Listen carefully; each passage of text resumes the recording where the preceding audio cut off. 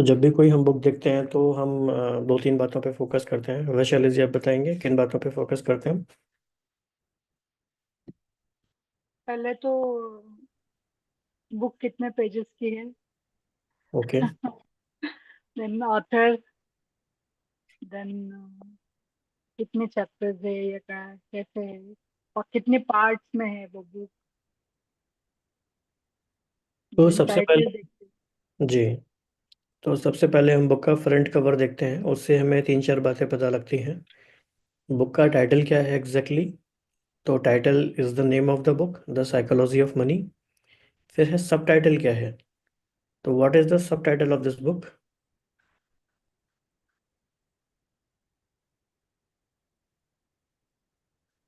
Timeless lessons on wealth, grid and happiness.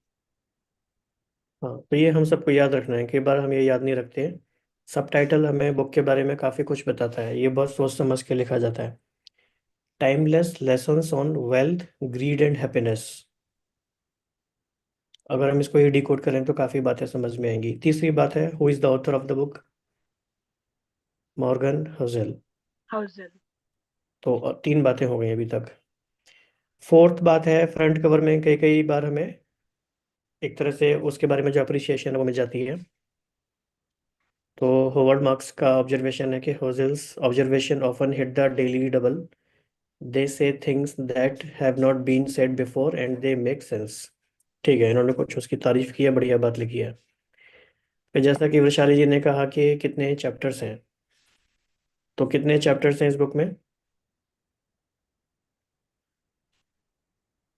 दो शायद, वैसे मैंने ठीक से देखा नहीं, एक मिनट देखती नंबर हूँ। ऑफ चैप्टर्स 20 अच्छा, चैप्टर। नंबर ऑफ चैप्टर्स 20 है, 20। 20 चैप्टर्स हैं, और अगर हम इसमें इंट्रोडक्शन भी इंक्लूड कर लें तो 21 हो गए। हम्म। उस तरह से ताकि हमें पता हो कि टोटल हमें कितना पढ़ना है। और अगर इसमें हम ये पोस्ट स्क्रिप्ट भी ले लें तो 22 हो गए। चैप्टर 20 है वैसे।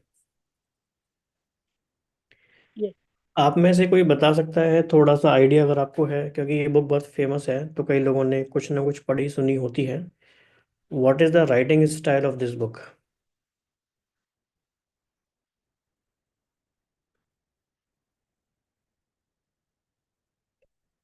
आई think we are okay to interact, otherwise what is the point? फिर तुम ऑडियो बुक भी सुन सकते हैं।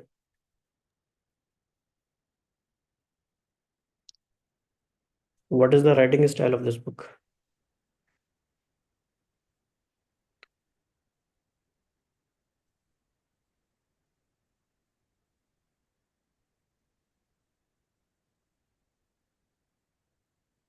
रामकृष्ण जी, नीलम जी, कुछ आप कहना चाहते हैं?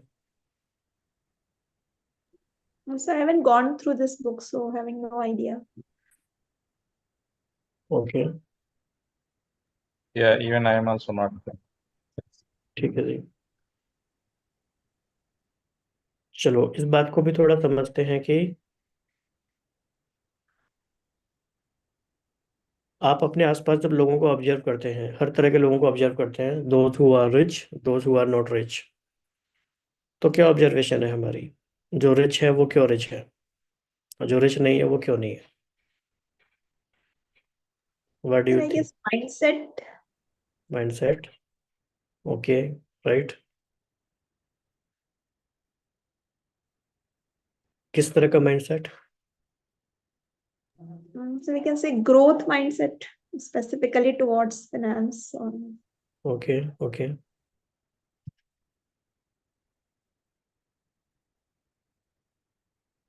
Just this is kind of narrative, employs a narrative approach. Okay, ठीक है। तो इंट्रोडक्शन का भी जो उन्होंने नाम दिया है, कई बुक्स में इंट्रोडक्शन का नाम सिर्फ इंट्रोडक्शन होता है, इसमें इन्होंने बड़ा अच्छा नाम दिया है, the greatest show on earth. तो बड़ी बात है कि इन्होंने बड़ा अच्छा से नाम दिया है इसको भी।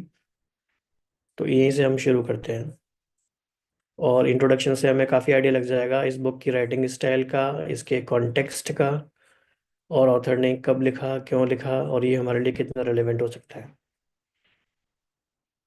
तो one comforting thing is कि there are a lot of stories in this book in every chapter. Author में कुछ स्टोरीज बताएंगे, सुनाएंगे, काफ़ी सारी स्टोरीज बताएंगे, और इसके थ्रू हम समझते जाएंगे कि साइकोलॉजी ऑफ मनी यानी सॉफ्ट स्किल्स वो क्या हैं, और वो कौन सी बहुत सारी बातें हैं जो मैटर करती हैं. तो who would like to read first?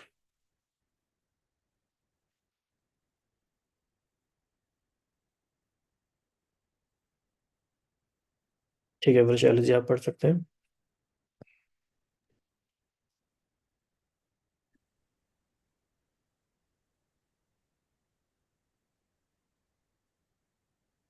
बच्चे वही ना, I spent my college year. हाँ जी, हाँ, हाँ वहां से पढ़ना है. जी. I spent my college years working as a valet at a nice hotel in Los Angeles. One frequent यहाँ पे इतने कितने छोटे छोटे पैराग्राफ, और बहुत ही अच्छा है इसका ये. Yes. One frequent guest was अच्छा a ऑब्जर्वेशन है ये, even I could not observe. मुझे वो पॉडकास्ट में भी बता रहे थे पहले, फिर आज मैंने जो देखा चैप्टर मेरा, उस टाइम मुझे लगा कि बहुत अच्छा. One frequent guest was a technology executive. मेरी आवाज ठीक से आ रही? Perfect. He was a genius, having designed and patented a key component in Wi-Fi routers in his 20s. He had started and sold several companies. He was wildly successful. He also had a relationship with money. I would describe as a mix of insecurity and childish stupidity. He carried a stack of $100 bills several inches thick. He showed it to everyone who wanted to see it, and many who didn't. He bragged openly, loudly about his wealth, often while drunk and always apropos apropos of nothing.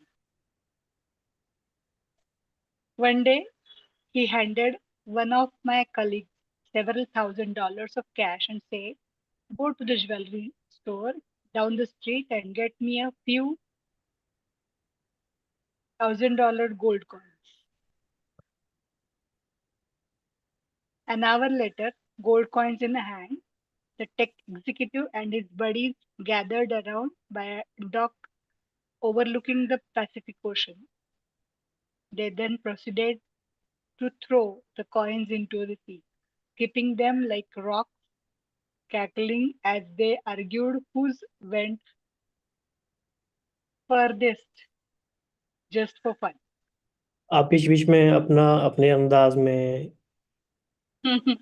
Just to add fun Hindi में एक एक दो line add कर सकते हैं कि क्या हो रहा है, या जैसे कि मतलब ना सिर्फ ये जहाँ का ये बता रहे हैं यूएस का, जहाँ का भी होगा, लेकिन हमारी सोसाइटी में, इंडिया में भी, हमारे गांव में, शहरों में भी ऐसे लोग होते हैं जो पैसे का दिखावा करते हैं और पैसे को ऐसे ही पानी की तरह बहाते हैं, राइट? तो एक ऐसे ही व्यक्ति की बात हो रही है जिसको ऑथर कह रहे हैं mix of insecurity and childish stupidity, और पैसों को दिखाता है, उससे गोल्ड कॉइन मंगाता है, उनको पानी में फेंकता है, और दिखता है कि इसके पैसे दूर तक जाते हैं. Days later. Later, he shattered a lamp in the hotel restaurant. A manager told him it was a $500 lamp and he would have to replace it. "You want $500? The executive asked incredulously, while pulling a brick of cash from his pocket and handing it to the manager. "Here's $5,000. Now get out of my face and don't ever insult me like that again." I wonder how long this behavior could last, and the answer was not long. I learned years later that he went broke. The premise of this book is that doing well with money has little to do with how smart you are and a lot to do with how you behave. And behavior is hard to teach, even to even to really smart people.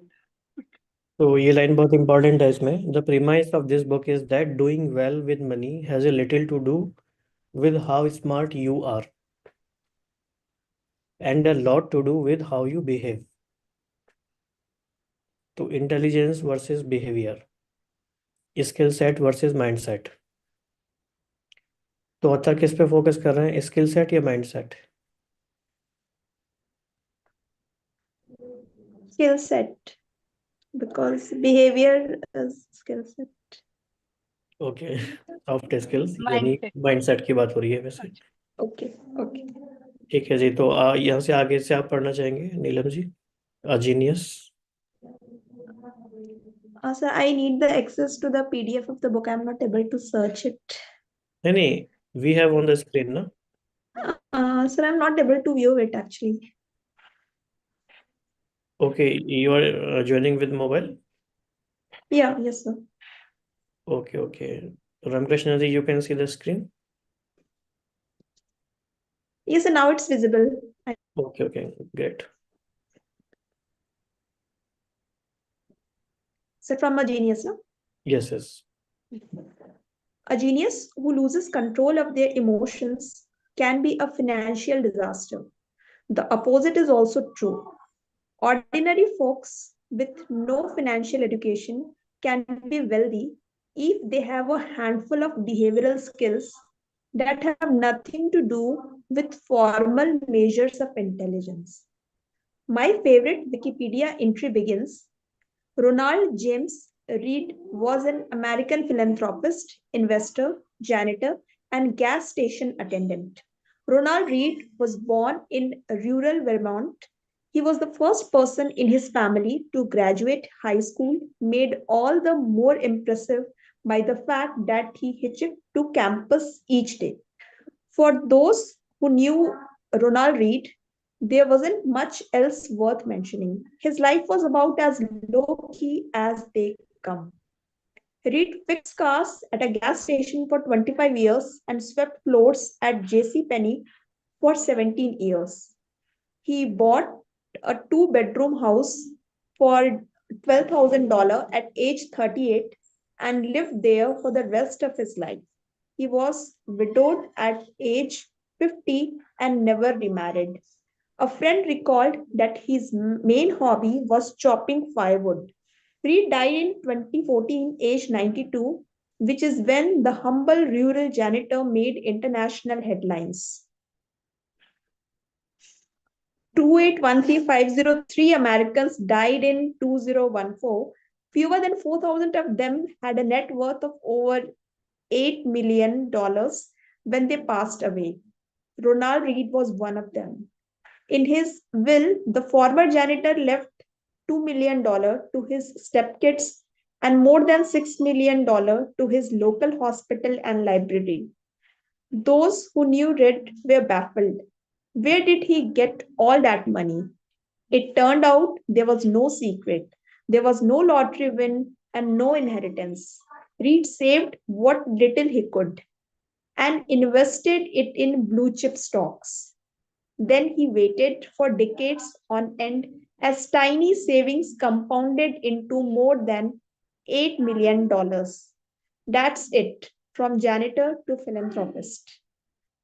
A few months before Ronald Reed died, another man named Richard was in the news. Richard Fuscone was everything Ronald Reed was not. A Harvard-educated Merrill Lynch executive with an MBA, Fuscone had such a successful career in finance that he retired in his 40s to become a philanthropist. Former Merrill CEO David Kemonsky praised Fuscone's business-savvy leadership skills, sound judgment, and personal integrity. Crain's Business magazine once included him in a 40 under 40 list of successful business people. But then, like the gold coin skipping tech executive, everything fell apart. In the mid 2000s, Fuscone borrowed heavily to expand an 18,000 square foot home in Greenwich, Connecticut that had 11 bathrooms, 2 elevators, 2 pools, 7 garages, and cost more than $90,000 a month to maintain. Then the 2008 financial crisis hit. The crisis hurt virtually everyone's finances. It apparently turned Viscons into dust, high debt, and illiquid assets left him bankrupt. I currently have no income, he allegedly told a bankruptcy judge in 2008. First, his Palm Beach house was foreclosed. In 2014, it was the Greenwich Mansion's turn. 5 months before Ronald Read left his fortune to charity, Richard Fuscon's home, where guests recalled the thrill of dining and dancing atop a see-through covering on the home's indoor swimming pool, was sold in a foreclosure auction for 75% less than an insurance company figured it was worth. Ronald Read was patient. Richard Fuscon was greedy. That's all it took to eclipse the massive education and experience gap between the two. The lesson here is not to be more like Ronald and less like Richard, though that's not bad advice. The fascinating thing about these stories is how unique they are to finance.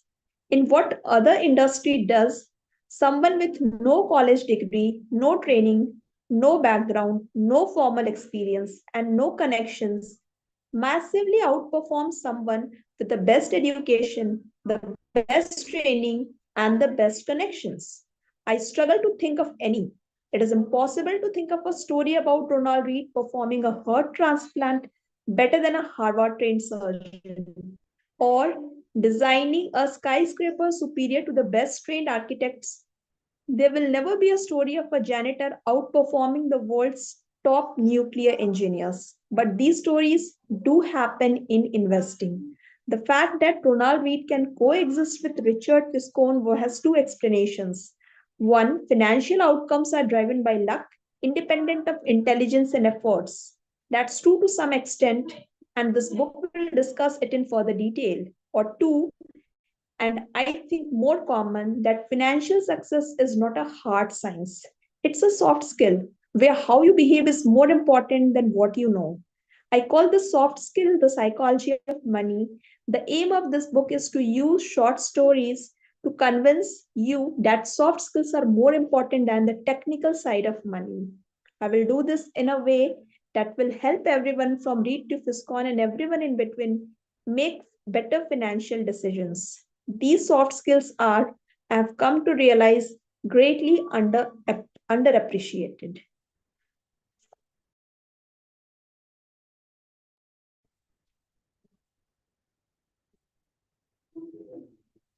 Finance is overwhelmingly taught as a math-based field where you put data into a formula and the formula tells you what to do, and it's assumed that you will just go do it. This is true in personal finance, where you are told to have a 6-month emergency fund and save 10% of your salary. It's true in investing, where we know the exact historical correlations between interest rates and valuations. And it's true in corporate finance, where CFOs can measure the precise cost of capital. बीच बीच में थोड़ा आप इसमें add कर सकते हो अपने comments, so that कि एक फ्लो बन जाए और सभी को समझ में आए, Okay, sir. क्योंकि लगातार पढ़ते जाएंगे तो कोई कोई डिस्कनेक्ट, Yes, sir. थोड़ा monotonous भी sound करता है. मतलब after every 3-4 paragraph we can just take pause and just add our comment, our understanding. Okay, sir. तो अभी तक क्या लग रहा है, क्या हो रहा है इसमें? So the major learning is it's a soft skill, and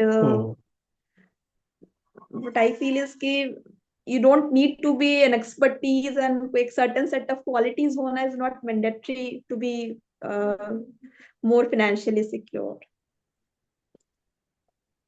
हाँ, तो वो इस तरह की स्टोरीज बता रहे हैं कि बहुत ही स्मार्ट, बहुत ही पढ़े लिखे, वेल एजुकेटेड लोग भी हैं, लेकिन दे ब्रोक. Yes. जो बहुत ऑर्डिनरी थे, And कोई खास expected एजुकेशन में नहीं थी, खास नहीं बैकग्राउंड थे, में they नहीं था, have rised लेकिन and फिर they भी. have shown incredible things. Yes yes. तो ये ऐसा क्यों हो रहा है वो ये बता रहे हैं जी. विशाल जी कुछ ऐड करना चाहते हैं? नहीं, बेजिल्लक और इसके बारे में, पर वो आगे है ना.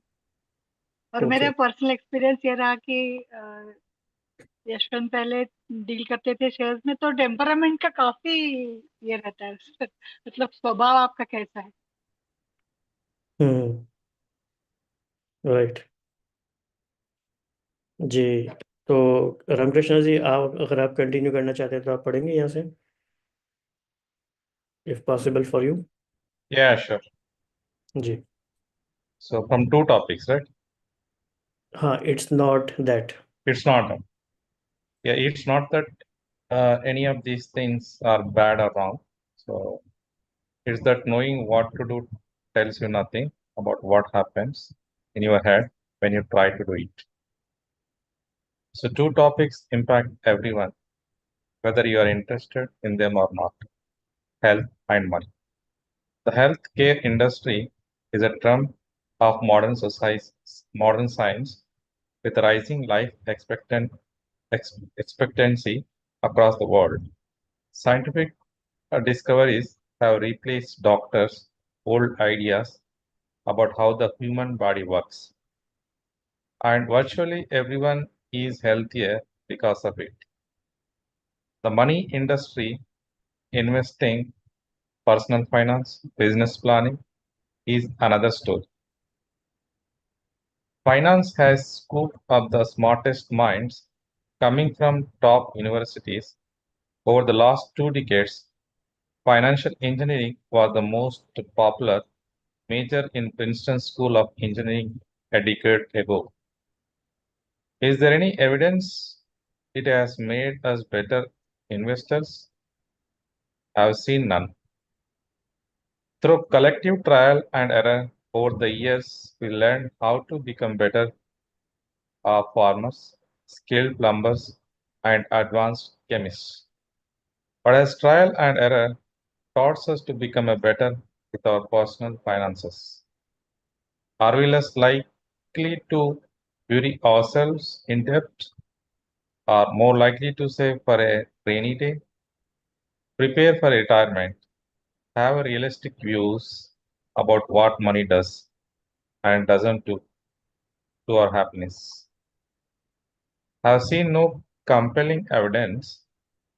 Most of the reason why I believe is that we think about and are taught about money in ways that are too much like physics and not enough like psychology.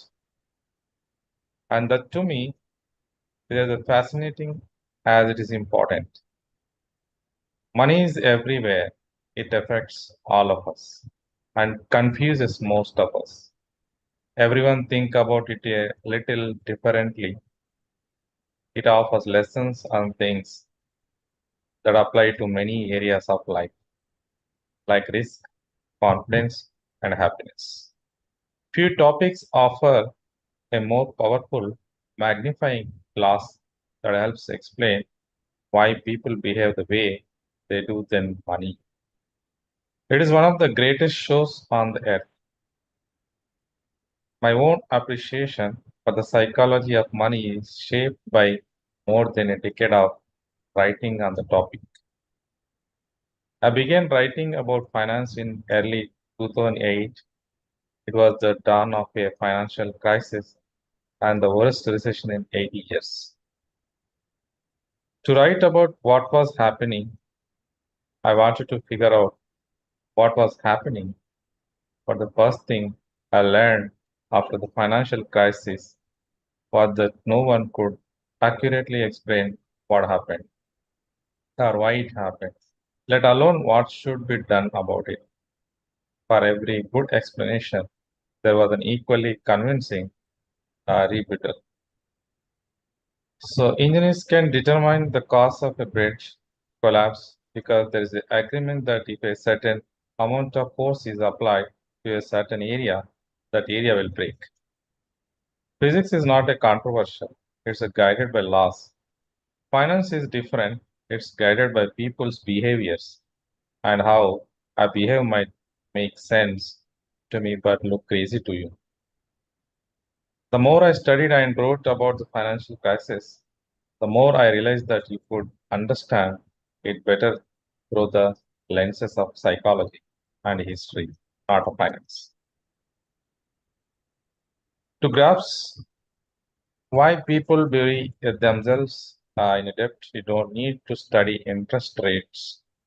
You need to study the history of greed, insecurity, and optimism to get why investors sell out at the bottom of a bear market. You don't need to study the math of expected future returns.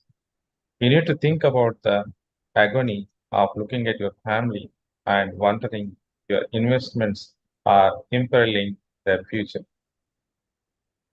I like old Voltaire's observation that history never repeats itself, man always does. It applies so well to how we behave with the money. In 2018, I wrote a report outlining 20 of the most important flaws, biases, and costs of bad behavior I've seen affect people when dealing with the money. It was called The Psychology of Money, and over 1 million people have read it. This book is deeper dive to the topic. Some short passages from the report appear unaltered in this book. What you're holding is 20 chapters, each describing what I consider to be the most important and often count counterintuitive features of the psychology of money. The chapters revolve around a common theme but exist on their own and can be read independently. It's not a long book. You are welcome. Most readers don't finish the books. They begin because most single topics don't require a 300 pages of explanation. I would rather make 20 short points to finish than one long one you keep upon on me. जी, तो ये हमारा introduction का part we have completed. तो क्या initial feeling लग रही है, क्या फील आ रहा है? So we can share that. Yes, yes. It's mainly is talking about psychology. So the people how they are thinking. Sometimes greedy. They are suppose in stock market, some people invest the money. So because of greed, they lose the money. Sometimes great, It's sometimes not only या yes, but greed is fine. When is a greed, that is it's causing these all problems. Yes. Neelam ji, आपको कैसा लग रहा है? Comfortable लग रहे हैं आप पढ़ने में, और मतलब बुक के साथ? Yes, sir. And it's creating a lot of interest actually, in the sense how our emotion and behavior is actually related to this. We always expect that it is something which need to be learned. कोई हमें training दे दे, कोई हमें कुछ ऐसे tips बता दे कि we can grow, but it's more about our emotions and our behavior about finance. Right. Vishali ji, क्या कहना है आपका?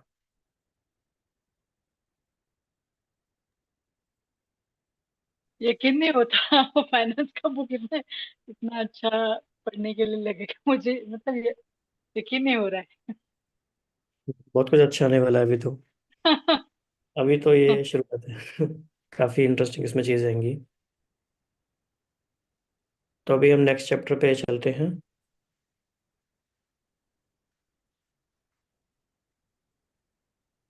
115 तक कोशिश करते हैं, पढ़ते हैं। एंड जी, कौन पढ़ना चाहेंगे यहाँ से?